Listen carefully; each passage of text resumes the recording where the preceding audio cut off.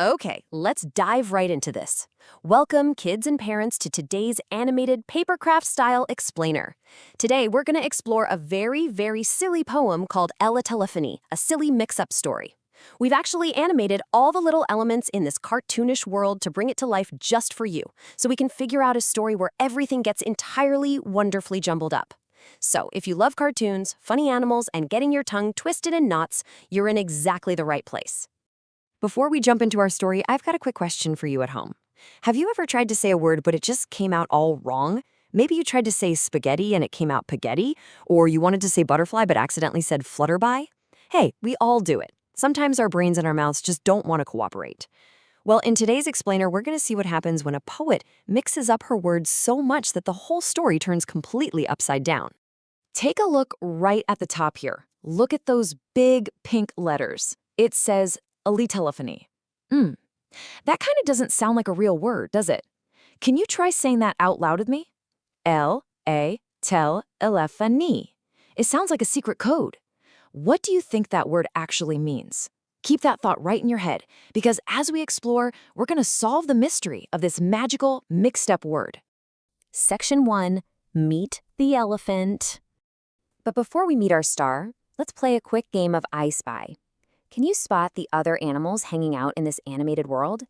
Look way up high in the sky, right below those fluffy white clouds. Do you see them? 1, 2, 3, 4 little bluebirds happily flying by. And now look over to the top left.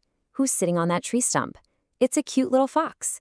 And check out that outfit. The fox is wearing a cozy pink sweater and drinking from a little blue mug. It looks like a super peaceful day, but you know what? That peace is about to be interrupted. All right, meet the elephant, and wow, is he dressed to impress. Let's check out this snazzy outfit. He's wearing a bright yellow shirt, a sharp blue tie with a white stripe, brown pants, and matching blue and white shoes. Looking good. But what is he holding in his hand? This isn't a smartphone like your parents have. That is a bright red, old-fashioned rotary telephone. It's got a circle with holes in it for dialing numbers and a long, curly wire connecting the parts. It looks pretty tricky to use, especially if you have giant elephant hands. Let's see what the author, Laura Richards, has to say about all this. I'm going to read the first 2 lines of her poem right here. Once there was an elephant who tried to use the telephant. Wait a minute. Telephant? No, that's not right. You don't call your friends on a telephant. Section 2. A silly word mix-up. Okay, so we started with 2 very normal, everyday words. On one side, we have elephant, the big gray animal with a trunk. On the other side, we have telephone, the machine we use to call people. These are totally easy words. We know these words. But it seems like our poet's brain is working just a little too fast. And smash! The words crashed right into each other. Look at how those 2 normal words broke apart and just got glued back together in the totally wrong order. Now we have telephant and elephone. Let's practice saying these silly nonsense words. Can you shout telephant at the screen? Awesome. Now try whispering elephone. Great job. Let's get back to the poem to see if the author can fix her little mistake. She says, No, I mean an elephone who tried to use the telephone. Oh no. She tried to fix it, but she did it again. She got telephone right, but now she just called the poor guy an elephone. You can really feel how frustrated she's getting with herself.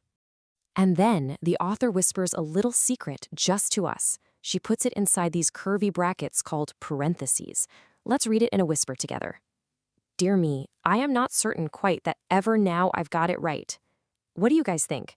Do you think she's ever going to get these words right? Because things are definitely looking pretty confused. Section 3, the tangled trunk trouble. Now think about that long, curly wire on that old-fashioned red phone. And think about the elephant's long, swingy trunk.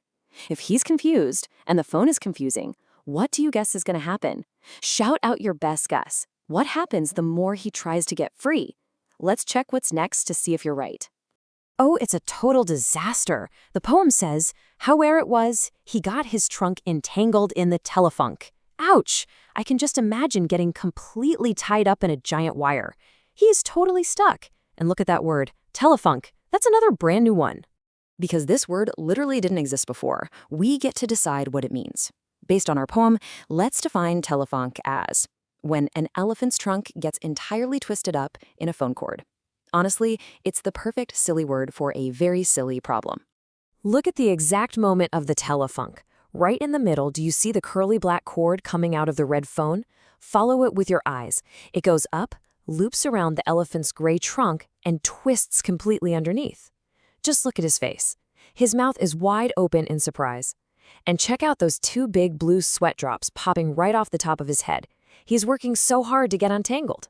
Let's see what happens next in the poem. The more he tried to get it free, the louder buzzed the telephone. Buzz, buzz. Oh my goodness, now the silly words are actually making loud noises. The telephone is buzzing just like an angry bee. Imagine trying to untangle a cord while a giant imaginary telephone buzzes right in your ear. It is absolute chaos. Section 4, Goodbye Silly Song. All right, let's read the grand finale of Laura Richards' poem. She gives a big sigh and says, I fear I'd better drop the song of Elephapop and Telephong. Phew. Honestly, I think she made the right choice, don't you? Before anything else got tangled up or started buzzing, she just decided to stop singing altogether. Just look at those last two words, Elephop and Telephong, the ultimate mix-up. The author realized her word mix-ups were completely out of control. It went from telephant to telephee to telephong. She hilariously just gives up and abandons the poem entirely. Because sometimes when things get a little too silly, the absolute best thing to do is just laugh and walk away. Which brings us to the end of our explainer today. But hey, the fun doesn't have to stop here. I want to leave you with one final question. If you had to smash together your favorite animal and your favorite toy, just like Laura Richards did with the elephant and the telephone, what silly new word would you invent? A bear cycle? A legosaurus? Talk about it with your parents or your friends. Thank you so much for joining me to explore this wonderful, wacky cartoon poem today. Keep playing with your words, and I'll see you on the next explainer.